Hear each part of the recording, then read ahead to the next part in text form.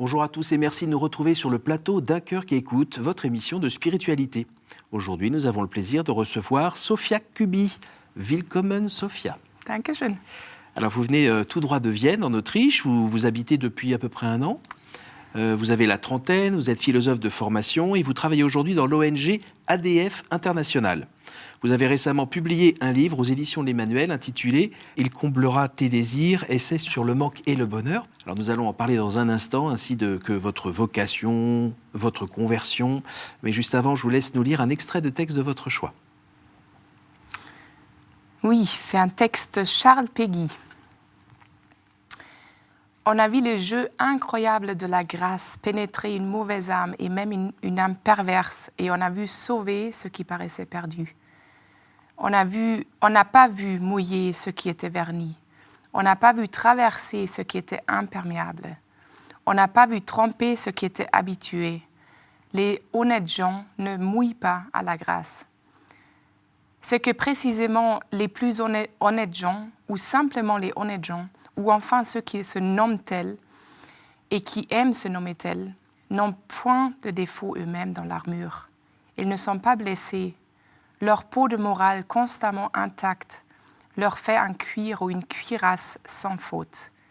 Ils ne présentent point cette ouverture qui fait une affreuse blessure, une inoubliable détresse, un regret invincible, un point de suture éternellement mal joint, une mortelle inquiétude, une invincible arrière-anxiété, une amertume secrète, un effondrement perpétuellement masqué, une cicatrice éternellement mal fermée.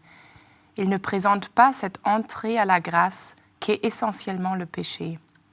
Parce qu'ils ne sont pas blessés, ils ne sont pas vulnérables, parce qu'ils ne manquent de rien, on leur apporte rien. Parce qu'ils ne manquent de rien, on ne leur apporte pas ce qui est tout. La charité même de Dieu ne pense point celui qui n'a pas des plaies. C'est parce qu'un homme était par terre que le Samaritain le ramassa.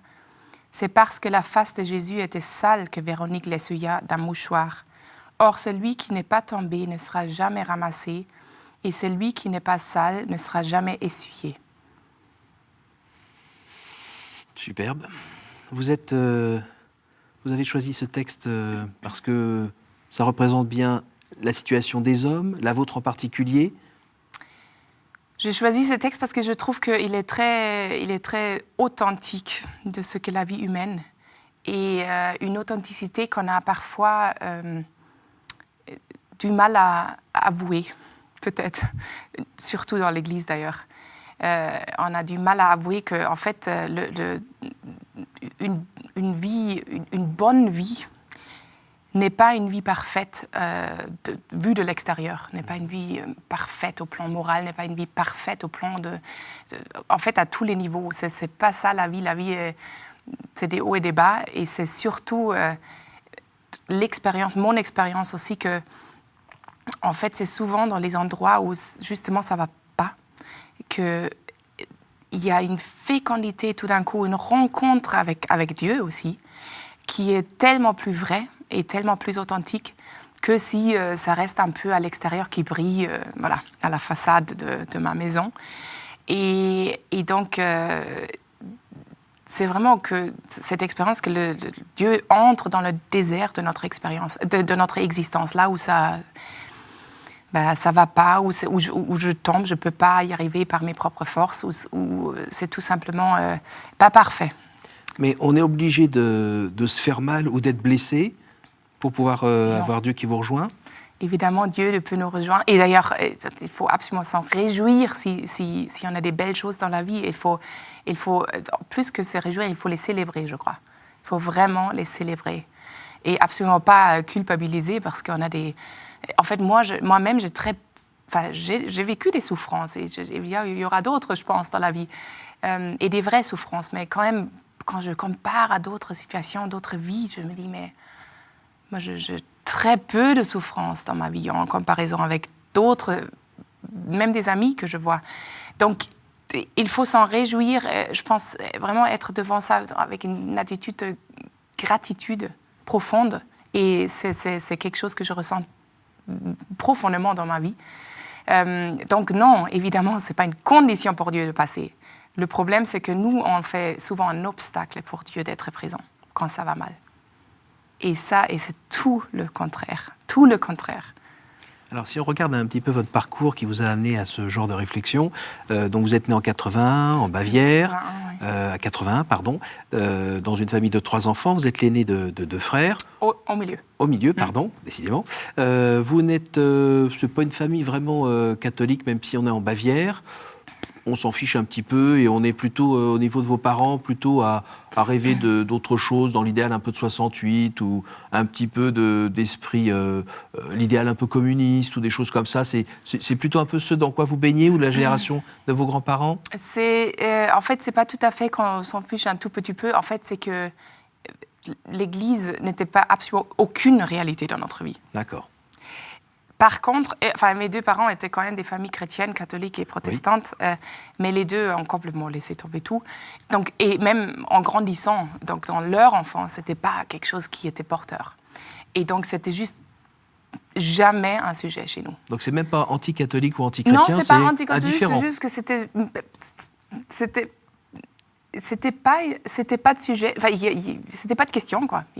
Pour autant, vous sentez très jeune, et pendant toute votre jeunesse, une soif de quelque chose, oui, et je de plus grand.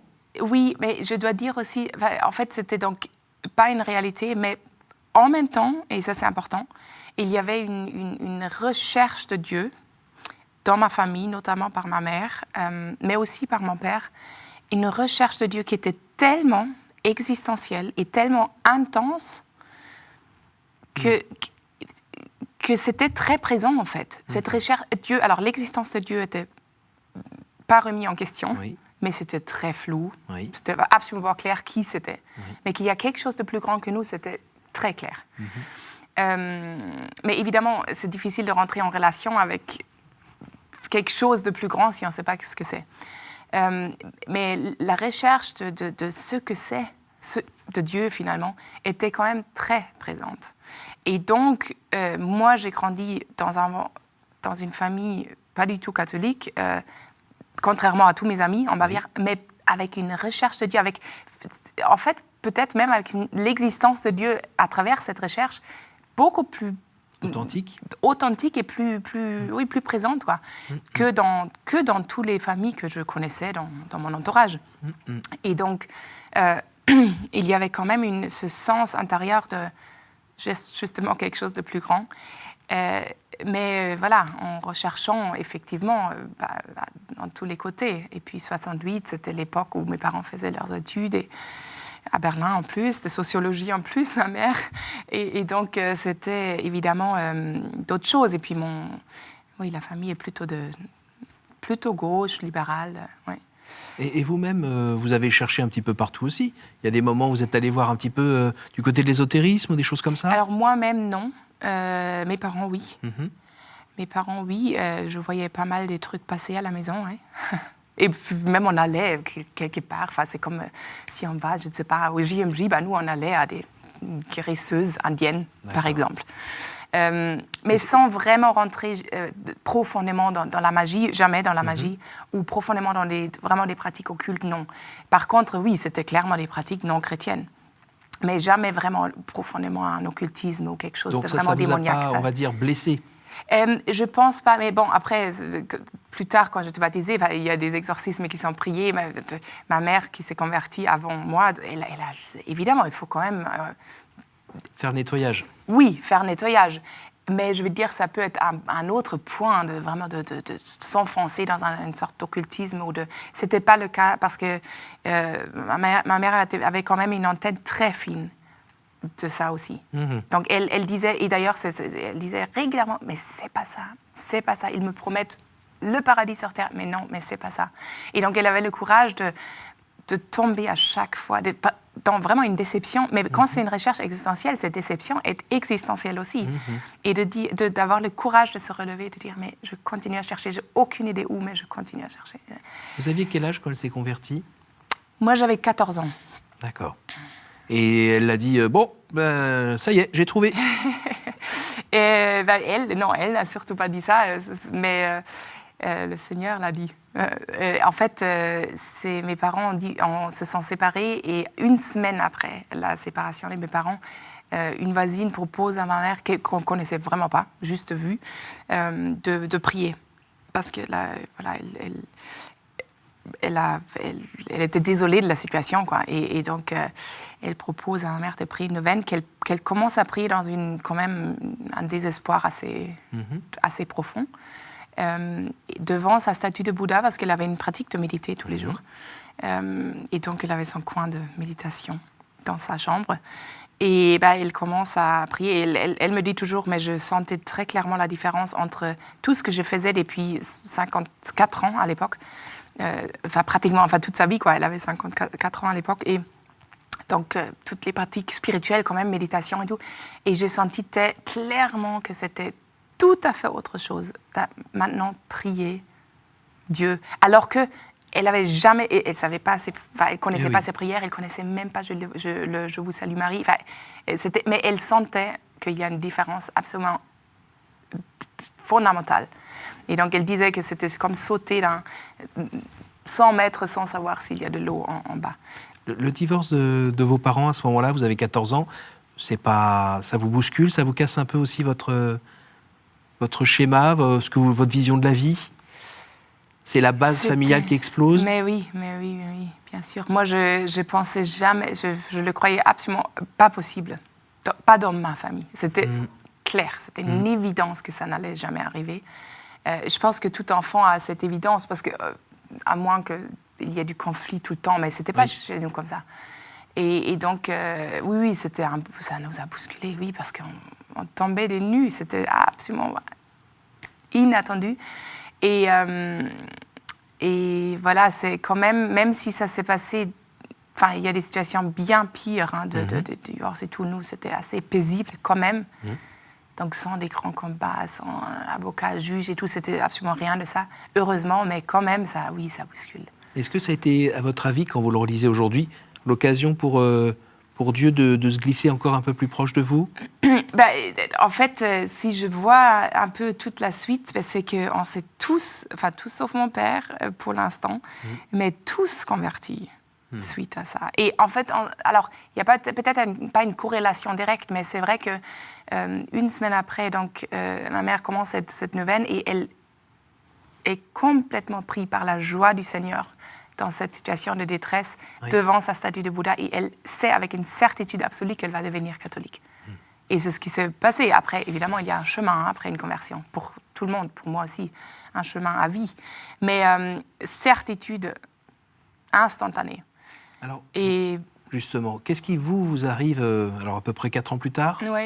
Racontez-nous un peu ce qui s'est passé aussi, Mais alors, justement, avec donc, cette conversion de ma mère, tout d'un coup, cette porte est ouverte à une réalité qu'on ignorait complètement, ce qui est d'ailleurs assez bizarre, parce que toute la culture est imprégnée vraiment de la tradition catholique en Bavière. Mais on l'ignorait vraiment complètement. Et donc, toute cette réalité, il y a une porte ouverte par ma mère, voilà. Mais moi, ça ne m'intéressait pas du tout plus que ça. J'étais par contre jamais déstabilisée dans ma vie sociale, à l'école, etc., par la séparation de mes parents, heureusement. Donc, j'allais bien, quoi. Vous continuez à faire la fête? Oui, très tôt d'ailleurs. Oui, très tôt et beaucoup. Oui. Et donc, c'était pas quelque chose qui m'intéressait. Et je voyais quand même, j'étais pas contre, mais je voyais quand même que ça faisait du bien à ma mère. Mais voilà. Mais pour moi, j'étais jeune. C'était éventuellement envisageable à 80 ans, éventuellement. Et j'avais aussi, j'avais aucune figure d'identification de la foi dans mon entourage. C'était complètement absent. Donc moi, je connaissais pas des jeunes qui avaient la foi. Et donc, donc à 17 ans, une amie de ma mère m'invite à un pèlerinage à Amsterdam. Il y a un pèlerinage à Amsterdam. Et il dit, voilà, un week-end, il y a tout un bus de jeunes. Est-ce que je t'habite bien, je paye pour tout et tout. Et puis moi, étonnamment d'ailleurs, je dis oui. Je ne sais pas très bien pourquoi j'ai dit oui. C'était pas du tout que j'étais absolument ravie d'y aller, hein, pas du tout, c'était plus, bon, ok, c'est un week-end. Amsterdam. Et j'avais pas une recherche, j'avais une soif très claire et intense de plus, comme vous disiez au début.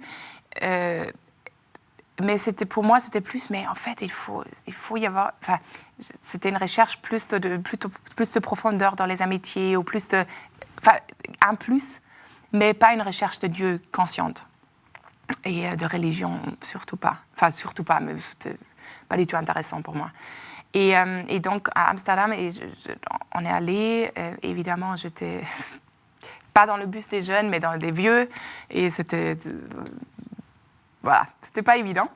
On priait un chapelet après l'autre, et c'était... Voilà. Et là-bas, eh bien, c'est au moment de la messe. Donc, on imagine un stade avec 10 000 personnes. C'était assez grand. Ça m'a absolument pas parlé. C'était juste, bon, il y a des gens. Toute la journée, il y avait un programme. Je me souviens de rien, sauf de mon impression, oui, mais c'est bof, quoi. Quelqu'un gratte la guitare, quelqu'un parle, je ne sais pas quoi. Enfin, voilà, ça m'a absolument pas impressionnée. Et le soir, il y avait la messe, et la seule chose que je savais, c'est que je pouvais m'avancer avec les bras croisés au moment de l'Eucharistie. Pour être béni par le prêtre. Pour être béni, voilà. Et je savais juste que ma mère a dit, tu sais, tu peux pas aller communier, mais tu peux faire ça. Bon. Et je me dis, ok, ça va pas me faire du mal. Et donc, je me mets dans la file et j'arrive devant le prêtre. Et comme ça. Et il veut me donner la communion. Mais bon, moi, je ne connais pas les règles du jeu ici, mais je connais cette règle-là. Donc, je dis, je ne peux pas. Et là, le prêtre, il me montre l'hostie. Il me dit, est-ce que tu crois que c'est Jésus-Christ? Et bien là, je regarde l'hostie. Et tout d'un coup, ce petit bout de pain devient, avec une certitude absolue, le Dieu vivant, mon Créateur. Et c'est une évidence. Et donc j'ai dit oui, je le crois. Et il m'a donné la communion, ce qui est sa responsabilité dans cette situation. Hein. Moi, je n'encouragerais jamais quelqu'un de juste essayer, mais là, Dieu était vraiment plus grand que ces limites, évidemment, qui ont du sens. Et il m'a donné la communion, et ça m'a tellement bouleversée. C'était vraiment une rencontre directe, mais directe, sans filtre, avec l'amour de Dieu. Et avec tout ce que je cherchais, tout d'un coup, je me dis, mais c'est ça la réponse à la soif, c'est ça la réponse à ce désir de plus. Et tout était évident, et ça m'a quand même touchée profondément, enfin, même physiquement, hein, je tremblais, je pleurais. Et en même temps, je savais exactement ce qui était en train de m'arriver. En fait, c'était comme si c'était naturel. C'était pas vraiment une surprise. Enfin, si, c'était une surprise, mais ça m'a pas du tout inquiétée. Je me suis dit juste, ça, c'est plus que tout ce que je peux trouver sur Terre. Cette certitude, elle est toujours là depuis? Elle est là, oui. Elle est là. Avec après, des petites évidemment, batailles quand même. après, c'est un chemin. Et puis, il y a une maturation aussi de la foi. Hein, parce que moi, j'ai rarement, très rarement, d'ailleurs, plus jamais aussi fort que ça, cette expérience quand je vais communier. La plupart du temps, c'est absolument pas à niveau des sentiments. Et pourtant, cette certitude est là, souvent par un acte de foi, quand même. Mais oui, elle est là. Même si je sens absolument rien dans une situation, voilà, maintenant que si je vais à la messe, mais je sais que cette expérience-là, elle n'est pas fausse. Donc une vraie rencontre à un moment précis. Alors quand on jette un œil dans votre livre sur le désir, vous racontez bien que, alors avec une approche aussi philosophique, mais aussi de croyante, que nous sommes des êtres en état de manque et que ça peut être assouvi par des petits moments, ne serait-ce que, je sais pas moi, dans les bras de quelqu'un qu'on aime, ou en réussissant quelque chose, ou en créant une œuvre d'art. Et c'est des petits bouts, et le reste du temps, on est toujours dans cette position un peu déséquilibrée.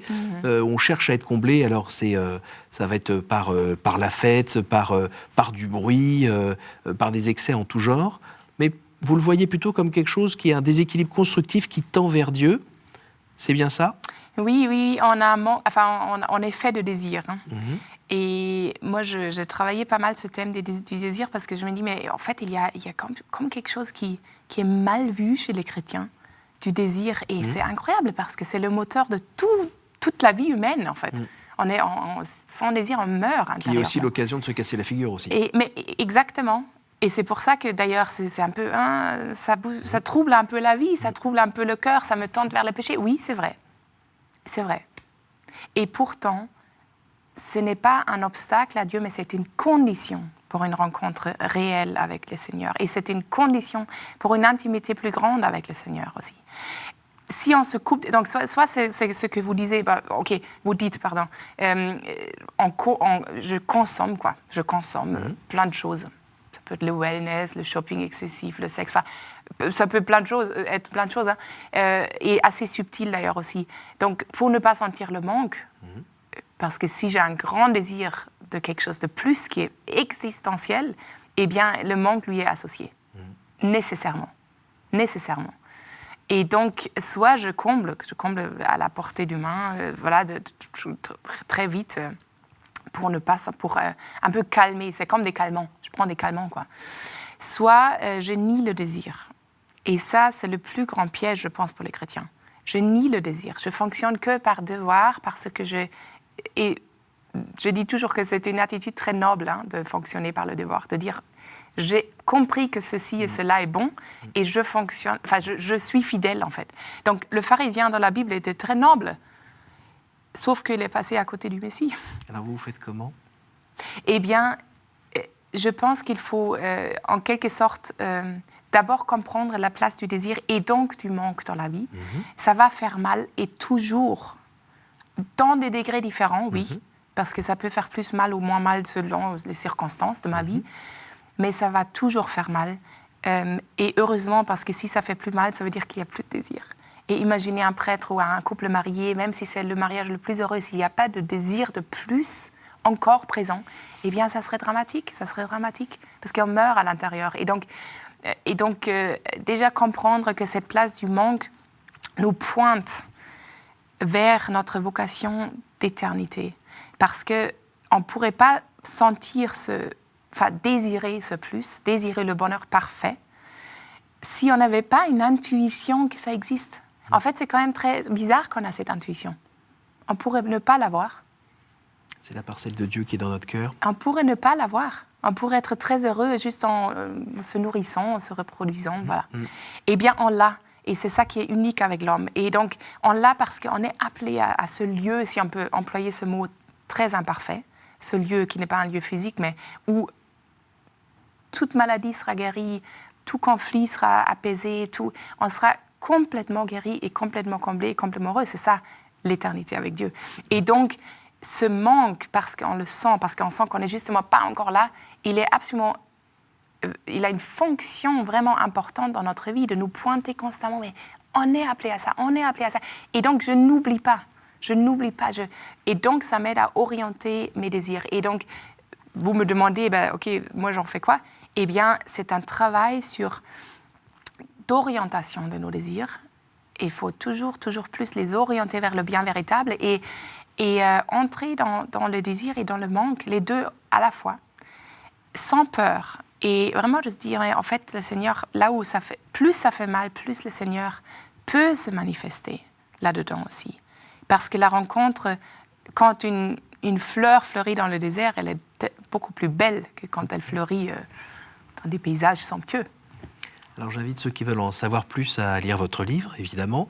Je pense qu'il y a aussi une conférence que vous aviez donnée dans le cadre de Parelmonial, qu'on retrouve peut-être sur Internet. On retrouve, oui. Voilà, l'émission a déjà bien avancé. On n'aura même pas le temps de parler de votre engagement dans cette association qui cherche à former des leaders chrétiens de demain.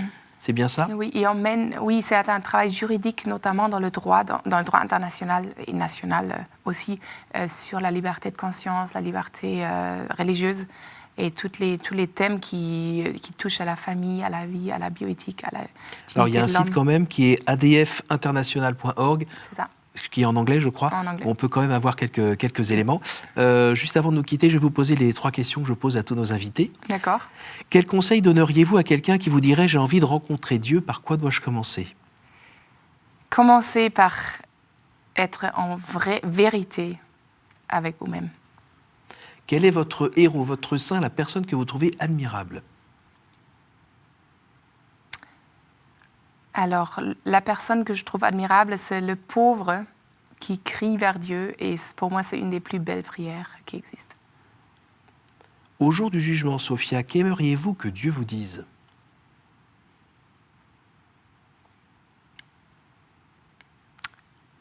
Bienvenue. Willkommen? Willkommen. Non, moi, j'aimerais bien qu'il me dise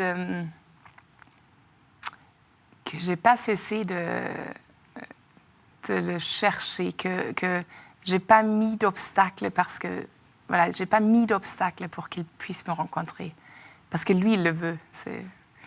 Et donc de dégager ces obstacles et d'arriver au ciel sans masque. Merci beaucoup, Sophia, d'être venue déjà ici sans masque. Merci d'avoir participé à cette émission, d'être venue de Vienne, évidemment. Je rappelle pour ceux qui veulent en savoir plus, donc le livre aux éditions L'Emmanuel, Il comblera tes désirs, essai sur le manque et le bonheur. Et puis, évidemment, le site dont je viens de vous parler, adfinternational.org, pour en savoir plus sur cette ONG. Et puis, bien sûr, le site de ktotv.com pour voir et partager ce programme. Merci à vous tous pour votre fidélité et à la semaine prochaine.